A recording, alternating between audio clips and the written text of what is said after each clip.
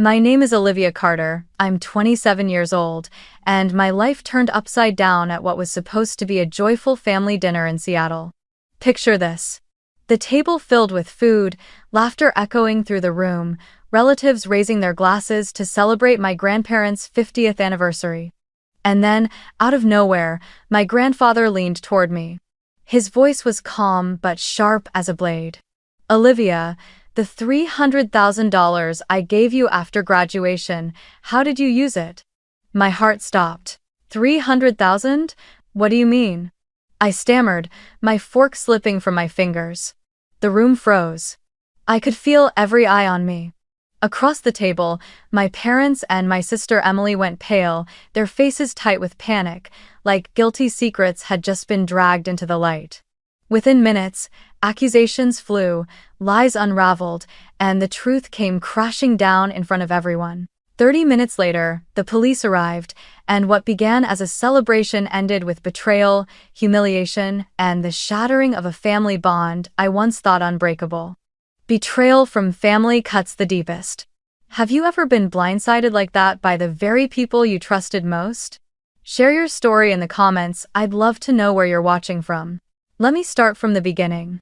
My family had always been a scale tilted heavily to one side, and that side was never mine. My father, Daniel, was a strict man, but one who softened easily when faced with anything glamorous. My mother, Linda, often let her emotions override her reasoning, especially when it came to my younger sister, Emily. Emily, now 25, is a travel influencer who posts photos of her trips to Europe, the Maldives, or Dubai on Instagram, always accompanied by glittering Chanel, Gucci, and Dior bags under the sunlight. To my parents, every time Emily gained a few thousand more followers, it was celebrated as a dazzling achievement, while I, after years of hard work earning my MBA, was brushed off as simply taking a safe path, nothing remarkable. I still remember clearly how many times at family dinners, whenever I tried to share a business idea or talk about a project I was involved in at school, my father's eyes would instantly shift toward Emily, and the conversation would immediately steer toward the new dress she had just received from a brand or the luxury hotel sponsorship she had landed. I would sit there with my hands clenched tightly under the table, feeling as if my very existence was nothing more than a shadow. Olivia is very smart, but she's too dry, not charming like her sister. My mother would often remark, smiling as she poured more wine for my father.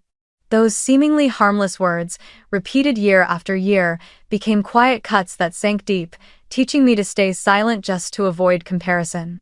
Emily was used to being placed on a pedestal. She never had to worry about money because my parents always found a way to cover up or rescue her financial mistakes. A maxed-out credit card? My father quietly paid it off. Overspending on luxury travel? My mother would whisper, "Think of it as a little reward for yourself."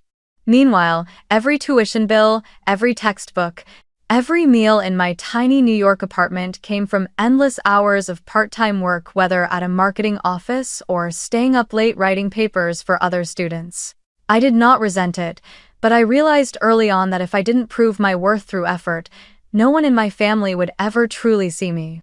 Over time, I learned to hide the hurt behind polite smiles, and I turned the unfairness into fuel to push myself forward. I knew I could not change how my parents saw me, nor could I fight for the spotlight against Emily. The only path was to build my own way, where my success did not need applause but had to be strong enough that no one could deny it. That conviction drove me to pursue my MBA, even though in their eyes, I remained the bland child who lacked charm and social grace. After graduation, while my friends were submitting applications to major corporations in New York, I too received an offer from a mid-sized marketing firm. I could have easily accepted, starting a new chapter in the city with a stable salary and a clear career path. But deep down, I still hadn't let go of my dream of opening a cafe and bookshop in Seattle. I wanted to return home, to where my grandparents lived, to the place where my childhood was tied to rainy afternoons spent reading in a wooden house scented with pine, and where I believed I could build a creative space that New York was far too crowded to allow. My grandfather, Richard Carter, 72 years old, was a seasoned businessman in real estate. He was not only the pillar of our family but also the role model who made me believe that with persistence and vision, one could build an enduring legacy.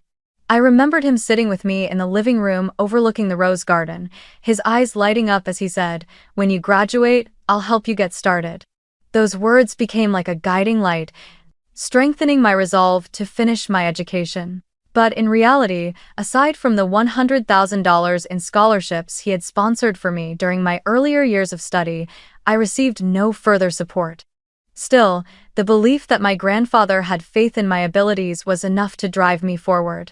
I never blamed him for withholding more. On the contrary, I told myself that the absence of a safety net was what pushed me to work twice as hard, to learn how to survive in an expensive city, balancing part-time jobs to pay the bills while pouring everything I had into my studies. Just as I was torn between staying in New York or returning home, an unexpected message from my Aunt Helen appeared on my screen. She was my father's younger sister, one of the rare people in the family who always showed me genuine care. In her message, she wrote, "Olivia, don't forget to come back to Seattle tomorrow for your grandparents' 50th wedding anniversary. They've been looking forward to seeing you."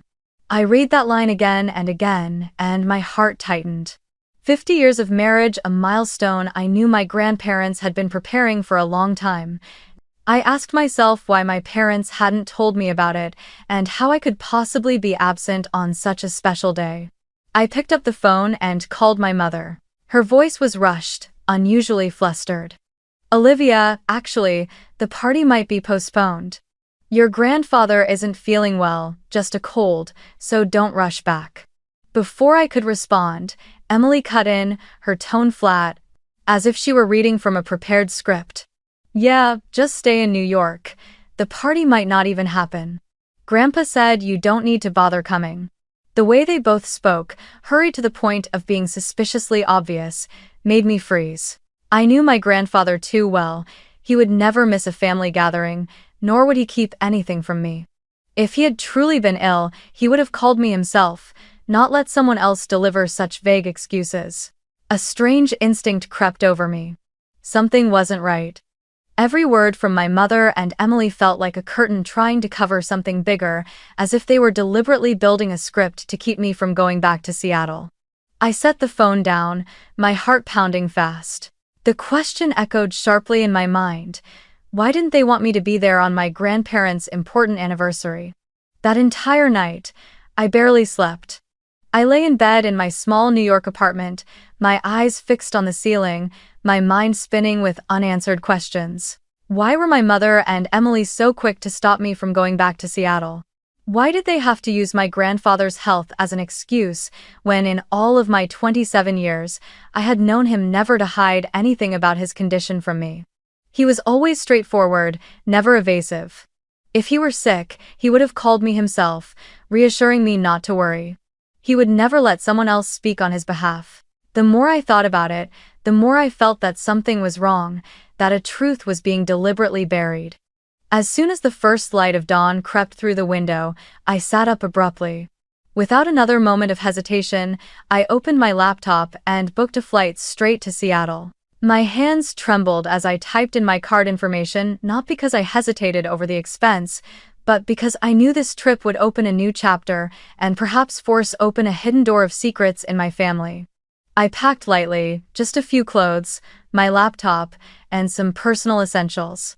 But I made sure to carefully place in my small suitcase a special gift for my grandfather, a vintage Marantz record player. I had spent weeks scouring vintage shops across New York to find it. I remembered the evenings sipping tea with my grandfather, listening to him recount his youth when jazz was still the soul of small street-side bars. He once told me, "Music is what helps people rise again after failure." I believed that this record player, with its classic design and warm sound, would be the perfect gift to honor my grandparents' half-century of marriage. Just imagining his smile when receiving it warmed my heart, easing some of the unease that had begun to take root inside me. On the flight back to Seattle, I sat by the window, watching white clouds drift lazily outside. Part of me wanted to believe that my mother and Emily had been telling the truth, that my grandfather was indeed unwell and the celebration truly postponed. I pictured him resting in his room, my grandmother sitting beside him holding his hand, the whole family busy taking care of him. If that were the case, then what? I would simply arrive, visit him, give him the gift, and all my suspicions would dissolve into nothing more than needless worry. But another part of me whispered that the truth was not so simple. The urgency in Emily's voice, the way my mother dodged when I pressed for details, all of it felt like tangled threads foreshadowing a hidden curtain about to be pulled aside. I closed my eyes, took a deep breath, and told myself, whatever awaits ahead, I have to face it. The plane landed in Seattle just as dusk was settling in. I took a taxi straight to Queen Anne, where my grandparents' mansion stood tall among the elegant streets. When the car stopped in front of the black wrought iron gate, intricately designed with floral patterns, my throat tightened. The sight before me was nothing like what I had been told. The house glowed magnificently under the golden light pouring from every window, shimmering like a castle in the city. From a distance, I could already hear the smooth notes of jazz mingling with bursts of laughter and lively conversation, vibrant and full of life. There was no sign of a postponed celebration, nor any hint that my grandfather was unwell. I clutched the gift box tightly in my hands, my heart pounding fast. My steps felt unbearably heavy as I walked toward the main entrance, as if each one was drawing me closer to a truth I wasn't sure I was ready to face. Childhood memories rushed back, running through my grandmother's rose garden, Christmas nights spent gathered around the fireplace. This house had once been the place where I felt most at peace, but tonight it carried a strange duality, both familiar and distant, as if it were testing whether I still belonged here at all. As I stepped through the front door, the scene before me left me stunned. The grand living room sparkled under the glow of a crystal chandelier. Guests in elegant attire raised their glasses in toasts, the soft clinking of wine glasses blending with animated conversations. The tables were laden with fine wines, cured meats, imported cheeses, and exquisite pastries. And at the center of the room stood my grandparents, radiant as if age were nothing more than a number. My grandfather, in a navy suit, held my grandmother's hand tightly, his eyes brimming with joy as he embraced old friends. My grandmother, in a pearl-colored gown, wore a gentle smile, her eyes shining brightly with happiness. I nearly burst into tears seeing them healthy, full of life, nothing like the frail image my mother and Emily had painted. But that joy was fleeting. The moment my gaze fell on my parents and Emily, the atmosphere shifted instantly. They were standing near a banquet table, wine glasses still in hand. When they spotted me, all three froze at once.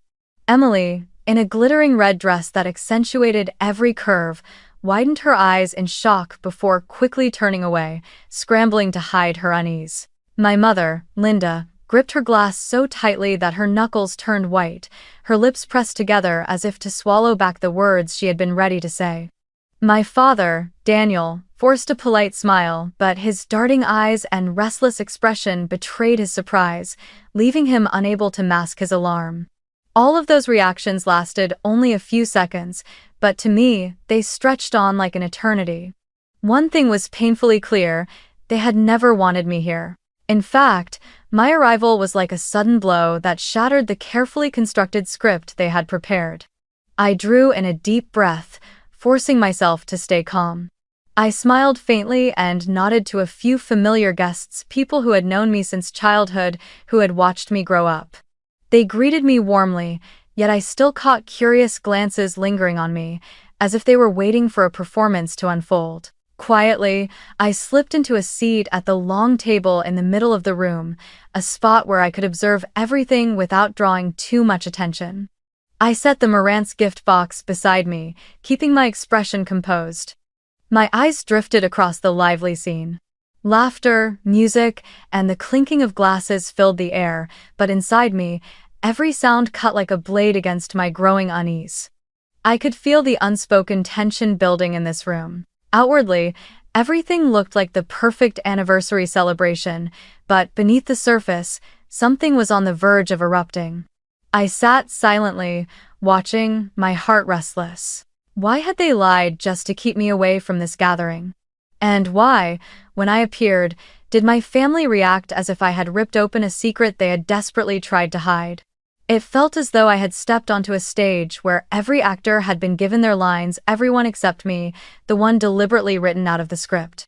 And because of that, I knew one thing for certain. Tonight, the truth would soon come to light.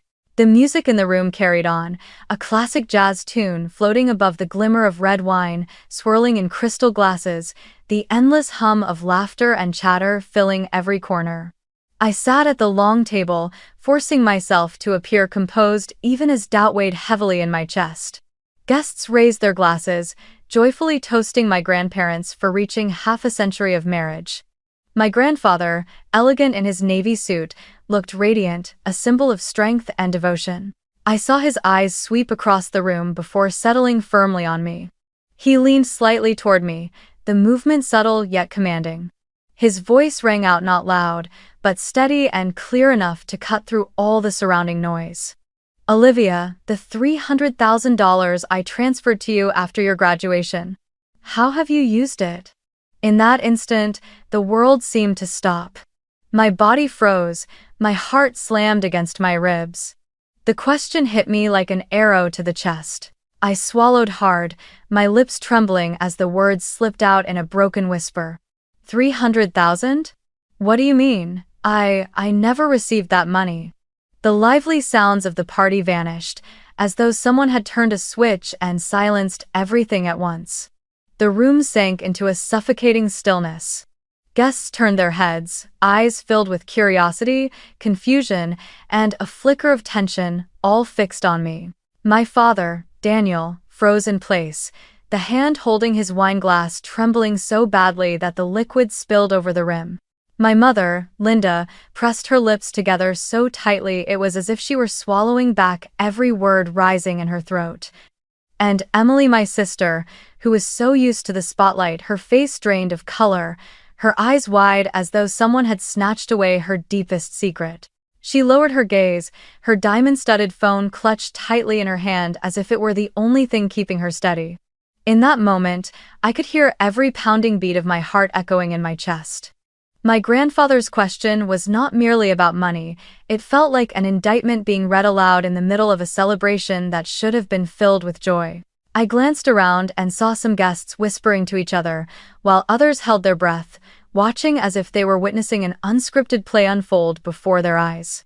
A chill raced down my spine, but somewhere deep inside, I knew this was the very moment when the truth was about to break through. The air in the room was taut, stretched thin like a violin string on the verge of snapping. My grandfather never took his eyes off me. His voice, low yet firm, rose again, this time loud enough for every guest to hear. "I opened a joint account and transferred $300,000 to each of you, both you and Emily, after your graduation. I announced it to the family just as I had promised beforehand, hiding nothing." "You say you never received this money, what do you mean, Olivia?" I trembled, struggling to keep my voice steady, though each word slipped out unevenly between quickened breaths. "Grandpa, I swear, I never received a single dollar apart from the scholarship you gave me before. I had no idea about that 300,000. I forced myself to meet his stern gaze, and in those eyes, unwavering and sharp, I felt an even deeper certainty. Something terrible had been concealed all along. My grandfather turned to Emily and asked, "And what about you, Emily? Did you receive the money?" Instantly, every eye in the room shifted to my sister. Emily, who was so accustomed to basking in the spotlight at parties, suddenly looked like a child cornered against a wall. She blinked rapidly, her lips trembling before she stammered out, I borrowed from the joint account, Grandpa. I thought I could invest it, make quick returns, and then pay Olivia back." Her voice cracked, weak and unconvincing, failing to persuade a single soul in the room. At that moment, my Aunt Helen, my father's sister, who had been quietly observing from the start, stepped forward. She cleared her throat, her words sharp as a blade. "Invest? I saw you shopping with armfuls of brand new Chanel and Gucci bags. Not to mention that trip to Paris last month, and suddenly driving a brand new white Mercedes. You call that investing, Emily? A murmur rippled through the crowd of guests. The same faces that had glowed with delight over their wine now darkened with discomfort, even disdain. Emily froze, her hands gripping the back of a chair, her eyes darting toward my mother in a desperate plea for help. My mother jumped in immediately, her voice rushed. Enough, this is something the family can discuss at home. Let's not make a scene in front of everyone. But before she could finish, my grandfather slammed his hand down on the table. The resounding thud silenced the room in an instant. His gaze locked on my mother, his eyes blazing with both disappointment and fury. No, Linda. This will be addressed here, right now. This is not just about money. This is about trust. I trusted all of you, and I want the truth to be spoken in front of everyone. In that charged silence, I could hear my heartbeat pounding like war drums. Emily's face had gone pale. My mother bowed her head to avoid my grandfather's piercing stare, and my father stood frozen like a statue, his lips pressed so tightly together they turned white. I knew then that the facade my family had spent years building was cracking wide open, and my grandfather was determined that no one would escape the truth. Emily, who had always thrived on the stage of endless praise, now appeared small and pitiful. Tears streamed down her face, smudging the layers of expensive makeup, and her voice broke, choked with desperation like a child cornered with no way out. I thought that money was mine, Grandpa. I believed that you loved me, so I had full rights to use it. Her sobs rang hollow, both contrived and despairing, falling into the thick, suffocating air of the room, prompting the guests around her to exchange glances and shake their heads in dismay. My grandfather remained unmoved. His eyes bore into Emily for only a moment before shifting sharply toward my parents. His voice thundered, low and cold, like the gavel striking in a courtroom. And you too? Did you know about this? My father, Daniel, lowered his head. He still clutched the wine glass in his hand, but now it was nothing more than a lifeless prop. His silence was not just avoidance, it was complicity. Everyone waited for him to speak, but all they received was a shameful quiet. My mother, Linda, at first tried to avert her gaze, but my grandfather's piercing stare made her tremble. At last, she exhaled shakily, her voice breaking with sobs that could not mask the shame beneath. Yes, I was the one who gave Emily access to the account. I thought she only needed to use it temporarily and would return it before you noticed. I never imagined it would go this far. She looked around desperately, her eyes pleading for some shred of sympathy, but the room stayed silent. Her confession only deepened the cracks that had already spread wide across our family. My grandfather gave a slight nod, but it was not a nod of forgiveness. His face darkened, the deep lines on his forehead carved sharply like the map of a long-suppressed fury. That money was for Olivia, he said, his voice firm and deliberate, each word like the strike of a cold blade. Money for her to start her career, to build something of her own, to prove the ability she earned with her sweat and tears. She deserves it. And you? You betrayed my trust. You betrayed your own daughter. A deadly silence blanketed the room. I sat frozen, my whole body trembling, torn between pain and a strange sense of wonder because for the first time, in front of the entire family, my grandfather had openly taken my side. The tension snapped when he pulled his phone from the pocket of his suit, his strong fingers tapping decisively across the screen. He raised it to his ear, his voice calm enough to chill every soul present. I need the police at the Carter residence immediately. There has been a misappropriation of $300,000. Yes, Queen Anne address. The chatter, the laughter, the clinking of glasses, all of it vanished at once. Guests quietly set their drinks down, some clearing their throats before slipping out with polite excuses. My parents and Emily stood paralyzed, their faces pale as wax statues. I looked around and realized I was standing at the very center of a storm no one had expected to erupt in the middle of an anniversary celebration. And what both horrified and relieved me was this. My grandfather had chosen to expose the truth without disguise, without concealment.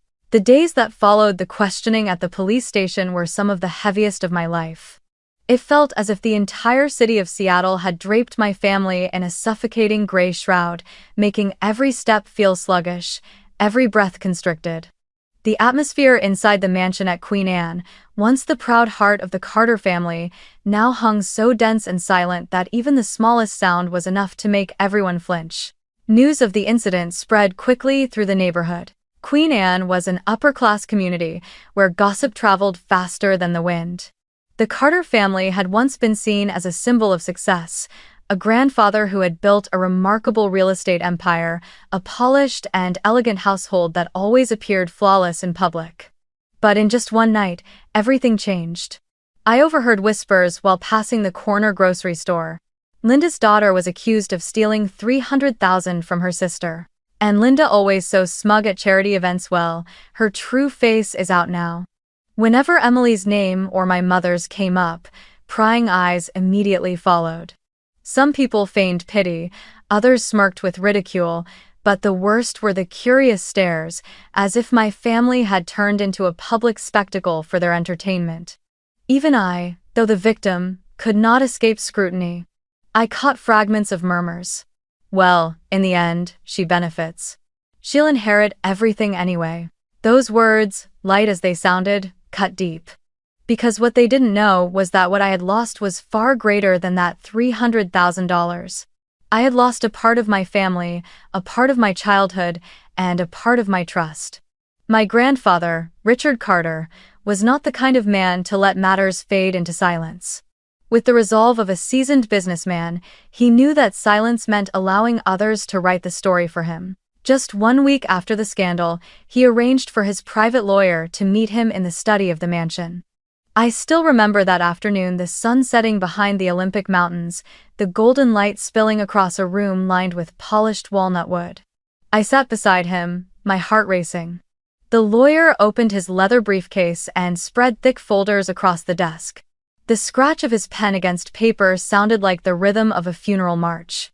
My grandfather wasted no words. His voice rang out, steady and resolute. I want the entire will rewritten. From this day on, this house, valued at more than $2 million, along with the entirety of the real estate investment fund, will go solely to Olivia. Daniel, Linda, and Emily will no longer appear on any inheritance papers. The lawyer looked up and nodded, his eyes betraying the gravity of the decision. He carefully recorded every word, as if sealing the fate of my family in ink.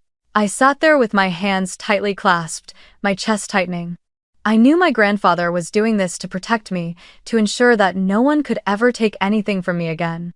But at the same time, I understood this was the final severing of ties, a quiet but irreversible sentence. The trial took place not long after swift, yet unbearably heavy. The courtroom was stark and bright, its gallery filled with reporters and curious onlookers. I sat in the front row, facing the judge, while Emily and my mother sat together at the defendant's side. Emily hid behind oversized sunglasses, her once glossy blonde hair now tangled and draped messily across her face. My mother, Linda, looked thinner, her cheeks hollow, her shoulders slumped under the crushing weight of every stare. The woman who had once walked proudly through charity galas now appeared only as a worn-out shadow. The judge read the indictment, his voice steady but striking like hammer blows. Emily Carter and Linda Carter are charged with felony theft, the unlawful taking of property of significant value. After multiple hearings, the court sentences both defendants to 3 years of probation, with the condition that they repay the full $300,000 along with additional administrative fines. The entire room fell silent. I could hear the frantic scratching of reporters' pens as they captured every word, as if etching my family's disgrace into the history of the city. To comply with the sentence, they were forced to sell nearly everything of value. The gleaming white Mercedes Emily had flaunted across Instagram, the piles of Chanel and Gucci bags she had showcased weekly, the jewelry my mother had collected over years of pride, all of it went up for auction. Yet even then, the total barely reached $50,000. A pitiful sum, no more than a drop in the ocean. The rest became a crushing debt, one they would have to repay in installments for years to come, under the court's stern warning. A single missed payment, and probation could instantly turn into prison time. From that point on, the family fractured beyond repair. My father, Daniel, all but disappeared from the few meals that still remained. He withdrew into silence, a man stripped of all dignity. I had never seen him cry, but his bloodshot eyes and vacant posture in the living room spoke more loudly than tears ever could. That shame, I knew, was something he would never be able to wash away. My mother and Emily moved into a rundown apartment on the outskirts of the city. The place was small, its walls stained and its roof leaking, a complete contrast to the lavish lifestyle they once flaunted. They avoided relatives and friends, never showing their faces at any gatherings again. Emily vanished from social media entirely, her Instagram account, once boasting tens of thousands of followers, now locked and silent. My mother, who had once been meticulous about her appearance, became just another weary middle-aged woman shopping at discount markets, dodging the eyes of neighbors. As for me, after many sleepless nights, I made a decision that changed the course of my life. I moved back to Seattle to live with my grandfather and Aunt Helen. They were the only two who had stood firmly by my side throughout the storm. When I unpacked my things in my old bedroom, my grandfather simply said, "You don't have to worry anymore. This is your home." I embraced him, and for the first time in years, my tears flowed not from pain but from the relief of finding a true anchor again. With his unwavering support, I began to build my dream. A cafe bookshop in the heart of the city. On the first day I signed the lease for the storefront, my hands shook so badly I could barely hold the pen. But my grandfather laid a steady hand on my shoulder, his voice warm and steady. "You can do this. This is your chance to turn pain into strength." Every morning, I went with Aunt Helen to local publishers to select new books. We wanted the cafe to be more than a place to drink coffee. It had to be a space where people could find knowledge and inspiration. My grandfather quietly tended to the small garden at the entrance. He planted rows of roses, the very kind my grandmother had loved, as a way of preserving the memory of their half-century of love. Day by day, the cafe began to grow into a gathering place. Customers came not only to enjoy coffee but also to join book readings, share ideas, and meet friends. I realized I was building more than a store, I was rebuilding a home. And this home wasn't rooted in money or luxury but in trust, honesty, and genuine affection. The rhythm of my heartbeat no longer raced with the chaos of the past. It pulsed steadily, reassuringly, reminding me that I had stepped into a new chapter. A chapter no longer shadowed by betrayal, but filled with the light of trust and hope. 1 year later, life had transformed more than I ever imagined. The cafe, bookshop, named Carter's Corner, officially opened on a crisp spring morning, and within just a few months, it became a familiar destination for Seattle's young crowd. The red brick walls lined with shelves of books, the rich aroma of roasted coffee drifting through the air, and the regular book readings and small discussions turned the space into a lively cultural corner in the heart of the city. I often sat behind the counter, watching guests come and go, listening to their laughter, and feeling a quiet joy swell inside me. The dream I once clung to had finally become real. My grandfather became the most special of all regulars. Every morning he came, choosing a corner by the window, opening his copy of the Seattle Times, and ordering a cappuccino. The sight of him turning each page, the morning light falling across his weathered yet contented face, always gave me a sense of peace. Aunt Helen helped me manage the cafe, from bookkeeping and inventory to chatting with customers. She often said the place was more than a business, it was proof of the power of honesty and relentless effort. One day she teased, "That quiet Olivia who used to sit silently at the family dinner table now has an entire community of her own." I only smiled, knowing she understood me better than anyone. In stark contrast to the vibrant life I was building, my parents and Emily now struggled in a shabby apartment on the outskirts of town. With no social media spotlight left, Emily vanished from Instagram, avoiding friends and sidestepping the neighbors' whispers. My mother worked part-time at an office, while my father drowned in silence, unable to lift his head in front of relatives. They chose to retreat, to cut themselves off from gatherings, as if the shadows could forever conceal the stain of their past. But I knew that was the price they had to pay for the choices they had made. Sometimes, while writing in the ledger at the end of the day, I thought about everything that had happened. The $300,000 was gone, and I knew I would likely never see it returned. But what I gained was worth far more. The trust of my grandfather, the companionship of Aunt Helen, and, most importantly, the faith I rediscovered within myself. I realized money could buy many things, but it could never buy back trust once it had been broken. And so that became my guiding principle. Greed destroys, but truth and trust endure. The money may be lost, but the lesson will remain forever. That afternoon, after tidying up the cafe and seeing off the last customer, I locked the doors of Carter's Corner. The sun dipped behind the Olympic Mountains, painting the sky in shades of crimson, its glow reflecting off the tall buildings of Seattle. I stood still for a moment, took a deep breath, and smiled. My new life began here, a life built on honesty, resilience, and true love. And I knew that no matter how long the road ahead might be, I had finally found a path no one could ever take from me. And here are a few words I want to share with those of you listening to this story. Perhaps there is no pain deeper than being betrayed by the very people you once trusted completely. When outsiders hurt us, we can remind ourselves that they don't know us, that they are not tied to us. But when it is family, the people we call blood, who turn their backs, the pain feels like a knife driven straight into the heart, sharp, unbelievable, and almost unbearable.